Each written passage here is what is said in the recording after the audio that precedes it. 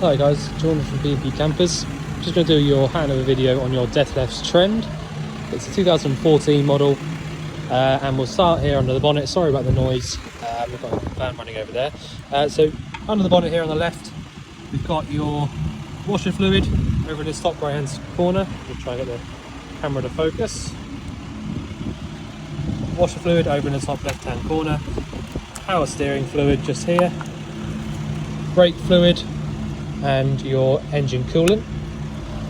You then got your engine oil filling point and your engine oil dipstick. So essentially everything you need to keep your eye on over here on the left hand side. Then got your original chassis plate and Fiat paint code. Over on the right hand side you've got your jump starting point, so this is your positive terminal, and your negative terminal or earth point is just here for that. So your bonnet release cable is this one just here inside the passenger door. Other than that, you've got your fuel down here, and that's about it just for on this near side.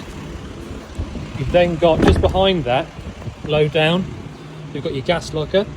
So the gas itself is propane in this one. This is what the red bottle is, and your pigtail just there going up to the regulator. So essentially all you need to know, I'll just show you, is to turn the bottle on, we go anti-clockwise around to the left, and to turn it off, you go clockwise around to the right. You need to make sure that you turn these bottles off before you start driving, but otherwise that is about it.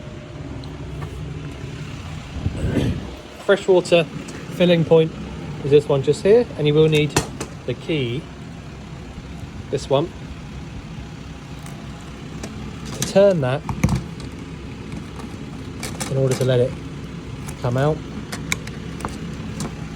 like that. Turn it all the way around, key in, turn the key, take it out, and now I can't take that out. Down underneath here, you've got your waste strain off point and the waste strain handle. So the handle's not there at the moment. It's because these Dethleffs tend to have one of these. So basically you put that onto that little handle there, turn it whichever way it will turn, and that should drain all the water out through the pipe that I just showed you. So that's your wastewater drain. At the back here, you've got your toilet cassette locker. So this is a Thetford toilet cassette. You've got a freshwater flush, which means there's no separate flush fluid to worry about on top. Push the lever up down there, and that'll allow you to pull the cassette all the way out. All you need to know really is to, when you get it out, basically you drain it out from here, turn this around and drain it from there. And when you're draining it out, hold the little yellow tab there at the back whilst you're draining, and that really is it. Top this back up with a little bit of your blue fluid, pop it all the way back in, and you're good to go. To lock this locker up, close it up, make sure that the top and bottom are clipped in, key in, turn it, take it out. So now I can't push that in. In order to actually open it, you need to be able to push it in. So there you go. At the back here, I've got the ladder here because I was just literally finishing up your reversing camera. So if I just show you what I've done, the wire that you can see here is completely waterproof. It's purposely made so it can be outside. So you've got the one camera on the left hand side looking straight down, and the one camera on the right looking straight back, so that you can change between the two. So if you're driving along and you want a rear view mirror, you can use the one on the right. If you're reversing up to something, you can use the one on the left. And I will show you how that works inside. But essentially, just got the two little wires there, a little bit of sealant there holding it on, so that when that dries, it'll be like a rubber, a bit of rubber holding it to the body, so it won't move. But yeah, that's what that is there. Just above the reversing light, sorry, the brake light there. So That's there. Okay. In the back garage here, you can see I've got the bed up at the moment, just so that I can show you the space in here. All sorts of bits and pieces, you know, can go in here. Plenty of space. I think there are, I mean, these brackets here are made so that you can put sort of a couple of bikes in here. Even a motorbike probably would go in there.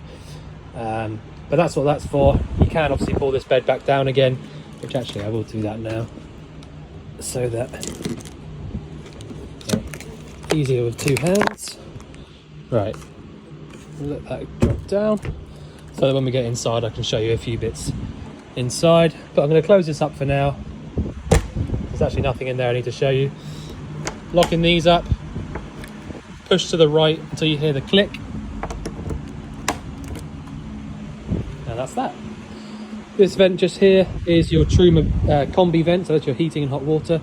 So if you wanted to double check that it's definitely working, put your hand underneath and you'll feel condensation and hot air pumping out from there. Hookup point, so if you did have access to a hookup cable, it's really helpful to have one of those plugged in.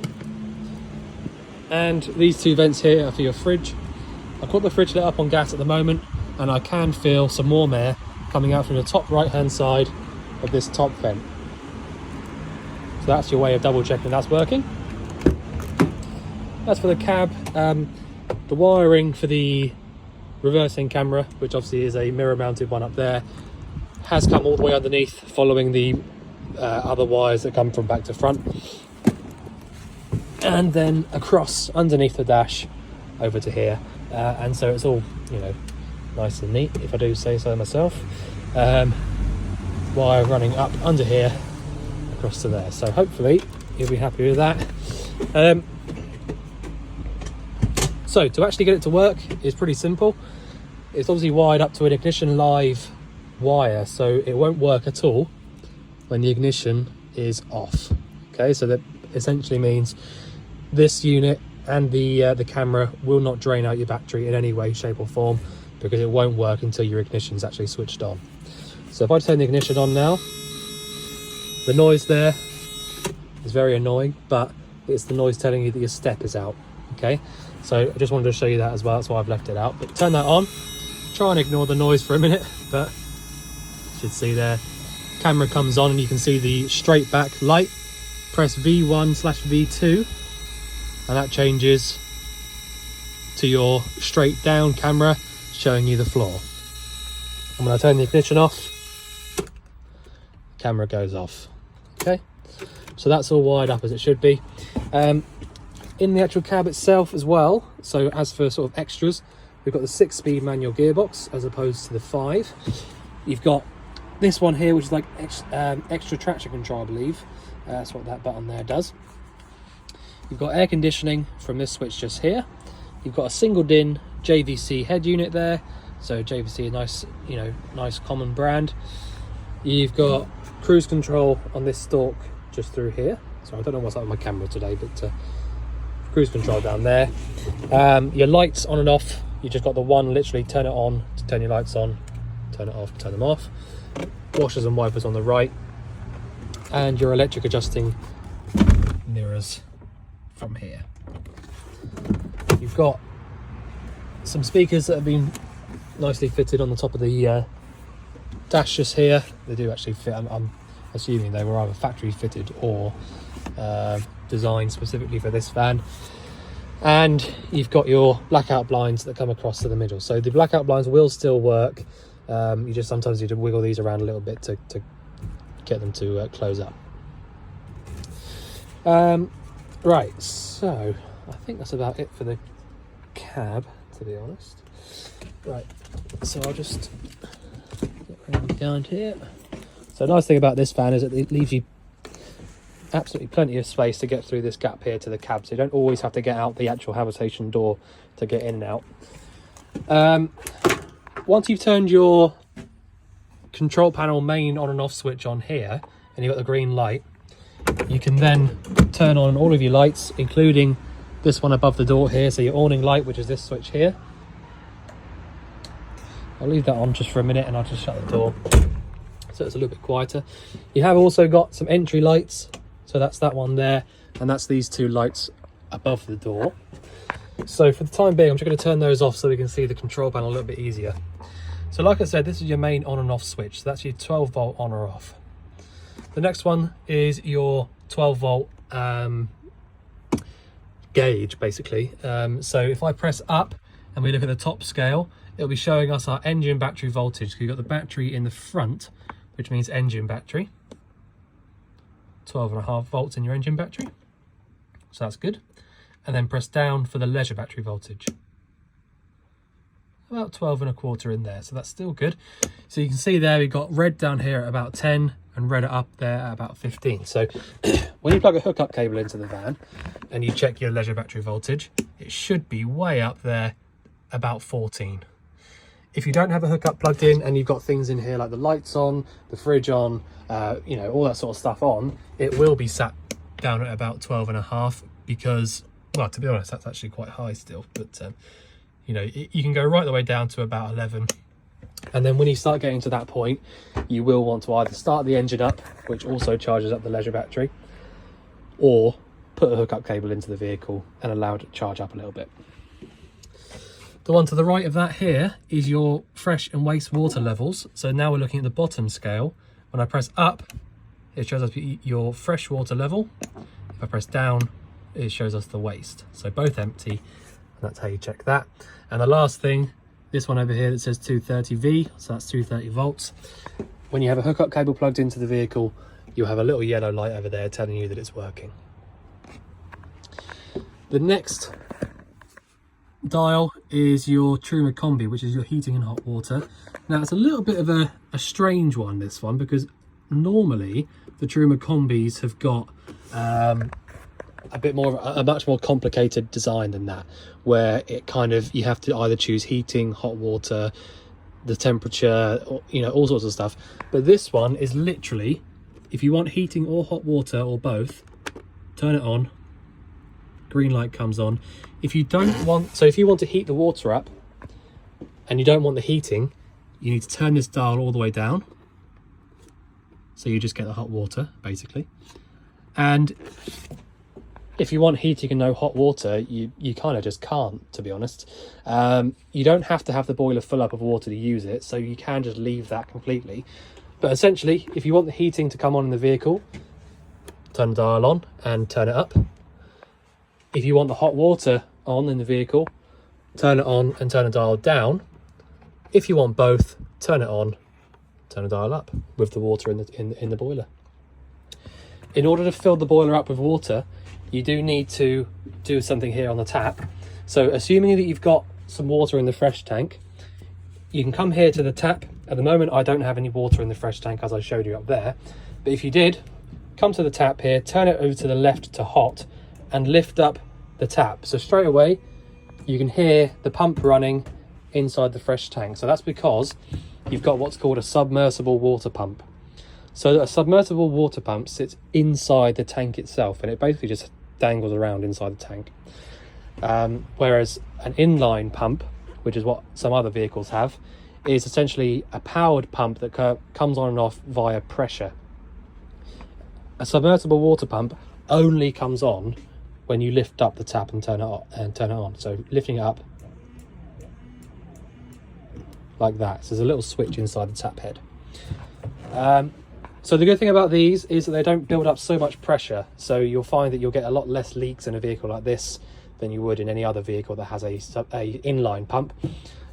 But they also have their cons, you know, they've all got their pros and cons. But I personally quite like the submersible pumps because they're nice and easy to work on and don't tend to give us any leaks. So, like I was saying, if you did want to heat the water up, you do obviously need to make sure that there is water in the boiler to heat up. And the only way to do that is to turn the tap over to the left to the hot, pull the tap up with water in the fresh tank, and just wait for the water to come through this tap. Until the boiler is full, no water will come through that tap on the hot side. All right, so that's how you do that. If you don't want hot water or heating on, just turn the dial off, light will go out, and that's it, that's off. All right, so that's that. Okay, so the next bit is the fridge. So it's a Thetford fridge, and it is a nice modern one with the lights that come on inside.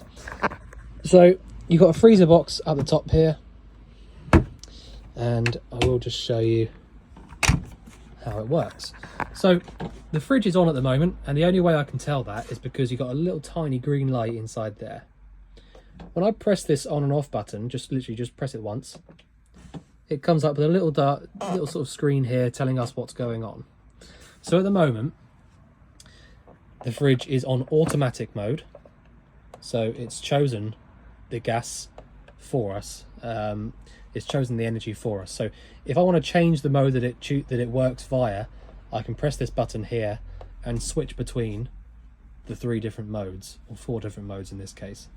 So now that I've chosen hookup, which is what that little symbol there means, it's flashing at me saying error code 10. So what that means is the hookup's not plugged in, so it can't work. So I'll press it again. I've chosen battery. The battery also won't work because the engine isn't running, so you've got a different error code there. So the battery one there only works when your engine's running. So the only one at the moment that will work is the gas. So I'll choose gas, it will light up, and that's it. You just literally leave it alone. If you did want to leave it in automatic, press it again, it will choose A, and then it will select whichever energy it can. If the hookup is plugged in and the gas is switched on, and you leave it on auto, it will choose a hookup, because really it thinks that that's the most efficient way of cooling the fridge down. So the way that you sort of use these fridges is, well, they do take sort of 3 or 4 hours to actually get cold, especially if you've got stuff inside. So what you need to do is either cool the fridge down before you leave on gas or mains. They're the only 2 ways that will get this fridge cold by themselves.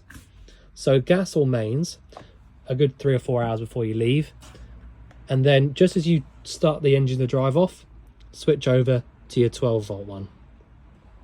So what happens is, basically, when you start the engine up, the alternator has a wire that goes from the alternator to the engine battery, which is what charges up the engine battery and allows you to drive the vehicle. From there, you've got what's called a split charger or a split relay, which splits that power off and sends it to the leisure battery and to the fridge. So it means that any time that your engine's turning over, this fridge can be powered directly from that. Okay, so you obviously can't have a hookup plugged into the vehicle when you're driving, and you shouldn't have your gas switched on either. So you can't use either of those 2. So the only way to use it on when you're driving is by using that 12 volt. So when you turn the gas off and start the engine up, it should, if you leave it in automatic, it should switch over to 12 volt automatically. But sometimes I find it's easier just to sort of go in there and do it yourself. But there you go, that's how that works. Turn it off, press and hold. I just wait for the little green light to go out, which it has. So that's the fridge. You've then got, they call it Gourmet Centre. It's just a Dethleffs thing. They've nearly all got that. So down here, you've got your gas isolator taps. So if I turned any of these 90 degrees, so they're laying flat basically, I would isolate the gas to that specific appliance. So if I wanted to isolate the gas to the boiler and hot water system, I would turn this one, just like that. And now the gas going from the bottle to that appliance is completely cut off. So I'll just explain, the only reason you'd ever need or want to do that is if you were on holiday, for example, and you wanted to carry on using the vehicle, but you thought there was a problem with a specific appliance. So the most likely one really is if you, for whatever reason, thought that you could smell gas coming from this cooker up here, but you were on holiday and you didn't want to just not use any gas, you could still turn your gas bottles on, but just isolate this one over here, which is for the cooker.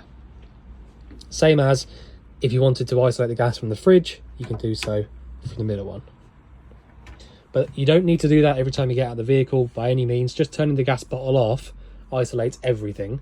So that's more than enough, but it's just there for you if you did need to do that. You've got absolutely loads of storage in this vehicle. I mean, these lockers are really, really deep. Loads of overhead, sorry, lockers in there as well. You've got a TV bracket just here in case you needed to use one, and this aerial point obviously will just go into your telly. You've got a couple of main sockets there and a light switch which does these ones. Inside the wardrobe, you can see up here you have got the aerial lead. Oh, that's very, there you go. The aerial lead up there, plumbed in properly, all attached down here like it should. I know it's a little bit dark, but down here we've got your trip switches. So if you had your mains cable plugged in, have a little look in there and make sure they're all in the upright position. But that's that. And last thing really, as for appliances, is your boiler. So the boiler itself is really, really simple how it actually works. Like I said, I've shown you how to actually use it up there on the control panel. But basically it's just got like a heating chamber inside, various pipes, blah, blah, blah. But like I said, it's nice and simple. The only thing that's not quite as simple is the boiler drain off point, which is this bit down here. So if you want to drain the water out from the boiler, you need to just basically turn this dial at the top. Once you turn that dial, if you put your hand, you're not going to be able to see it, but if you put your hand around the front of this, around here, sorry that it's so blurry, if you put your hand around the front of this, you'll feel that there's a little blue tab which when you turn this pokes out. So in order to actually close that drain back off again so that you can fill this back up, you turn this dial back over at the top to where it was, like that, and put your hand around the front and push the blue button in. Once you've done those two things, you can then pull the tap and any water that goes to the boiler will fill up. Otherwise, if you just turn the dial, let the blue bit pop out and all the water drain out onto the floor, the next time you go to fill the boiler up by doing what I showed you earlier, all the water that just goes there will just drain straight out to the floor. So turning the dial so it's here and then pushing the button in is how you get to leave this water inside. All right, you can see on there what type of boiler it is as well. There you go. Right, so that's what that is down there. Right. So you've got an absolutely massive overcab bed, loads of headroom up there. The ladder for that is up there. All right, bathroom. So really nice and bright bathroom in here. The lights are up there, obviously. You have got the switch for the lights just there above the toilet. The way that you use this kind of system in here, shower unit and things, you've got this bit that opens up here and marries up with the bit on the door. You've then got this button in here, so when you push that in, you'll see this entire thing moves out of the way and you can get it to that point. You can move the toilet a little bit so that it carries on a bit further as well, but you get it to that point and then you can use your shower, which is at the back there. So that's how that bit works. Push it all the way back like that. You get to grips with that really quickly. It's really simple. Again, nice amount of storage in the bathroom there. The only bit I really want to show you, to be honest, because the rest of it's just self-explanatory apart from this unit. The only bit I want to show you is the toilet. So over on the left-hand side, you can see this grey handle. When I pull this round, that has now opened that flap that you saw in there straight out into the cassette. When I turn this lever again, the flap comes back over, and that means that whatever goes into the toilet will stay in the bowl. So that's how you drain it into the cassette. You've then also got at the back here a blue button, so when I press that, you can hear the pump working again. So you do need fresh water in the fresh tank in order to flush the toilet or get any water to any of the taps, but that's how that works. So that's that. You've got extra cushion in this bag here. I have had to put this white piece of trunking in here. Now, I know that's not going to be ideal, and I must admit, I did actually try and get it so that it went above the wood here, but I couldn't do that. When it came to it, I couldn't actually get it anywhere else apart from where it was. So that's where that is. Essentially, you know, I've made sure that it goes all the way across so it looks quite neat, but that's what that's for there. It's just got the wire in it for the reversing camera, and then it runs down the corner here behind the other trunking there. So that's what that is, if you were just wondering. Ladder goes onto these handles here in order to get into the top bunk. You got absolutely stacks of paperwork in here for all of the you know, the original Dethleffs instruction manual. I mean, like I say, it's a huge, great big book. So if there are any things that you didn't quite get what I was saying, then obviously sorry about that, but it is all in here. If you wanted to have a good read through here, it is all there. But yeah, I mean, there's various things. So there's paperwork for every single thing in here, really. So it's all there in this nice Dethleffs bag. I will put all that back in there and put it back in the wardrobe for you. But really, I think that's about it. I don't know if there's much else I can show you. If there is anything else you think I've missed out or anything you'd like going through again, just let us know. But otherwise, I look forward to seeing you soon to collect your van. Thanks very much.